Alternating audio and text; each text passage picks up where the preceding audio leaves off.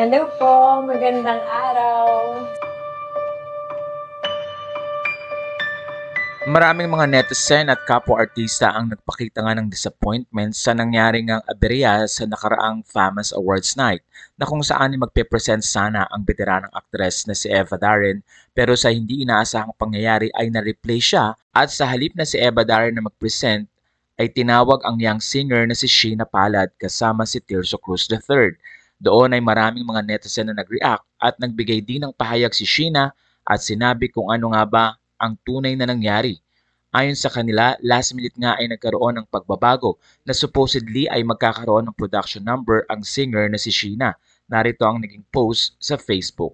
I deeply empathize with Madam Eva Darren and the whole family. I'm sure I would have felt the same resentment had it happened on our end, but please let's stop the hate and keep supporting each other, countrymen, all for the Philippine movie and entertainment industry.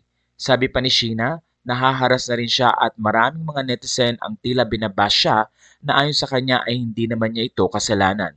I am being harassed, maligned, called names and thrown offensive accusations today online and all I can say is buti na lang may Lord Jesus Christ ako sa buhay ko.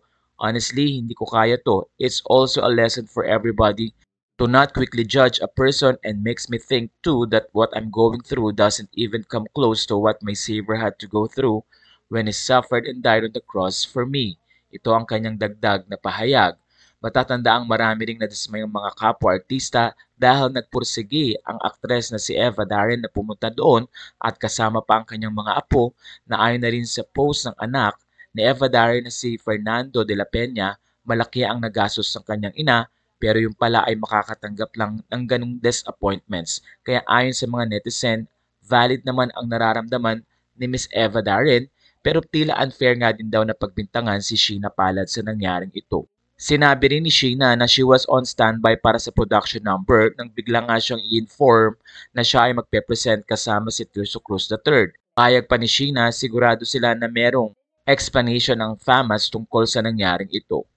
Ilang netizen din ang nagbigay ng kanilang pahayag na sana man lang daw ay nirespeto si Miss Eva Darren at nakakapanghinayang nga ang nangyari dahil pinaghandaan ito ng veteranang aktres. Dahil ayon sa anak ni Eva, kinabisado pa ng nasabing aktres ang kanyang script.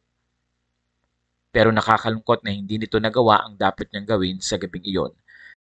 Disappointed din ang mga netizens sa naging dahilan ng FAMAS tungkol sa aberyang ito na hindi daw nila makita kung nasaan ang nasabing aktres. Pero sa post ni Fernando de la Peña, sinabi niya na malapit lamang sa stage si Eva Darren.